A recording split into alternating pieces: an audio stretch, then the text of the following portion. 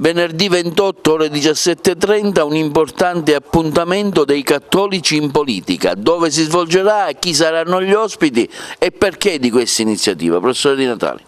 Cattolici in politica sono chiamati, o meglio siamo chiamati a riflettere su un tema importante: ripensare la politica partendo dalle periferie. E come periferie non vogliamo intendere soltanto l'aspetto geografico. Periferia vogliamo intendere anche coloro che vengono considerati gli ultimi.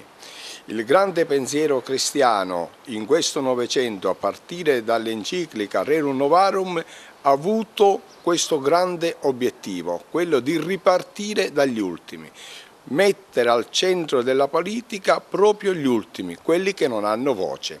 In un momento difficile in cui noi ci troviamo, cattolici in politica vogliono ripensare una politica a qualsiasi livello, a livello nazionale, regionale, provinciale e anche comunale, che abbia a cuore la sorte di coloro che sono gli ultimi. Questo incontro, organizzato da Cattolici in Politica, si svolgerà nel salone parrocchiale di Santa Teresa di Gesù Bambino, giorno 28, venerdì, alle ore 17:30, e come relatori avremo Enzo Fontana, Margherita Larrocca Ruvolo e Carmelo Pullara. E lì ci sarà anche un dibattito aperto.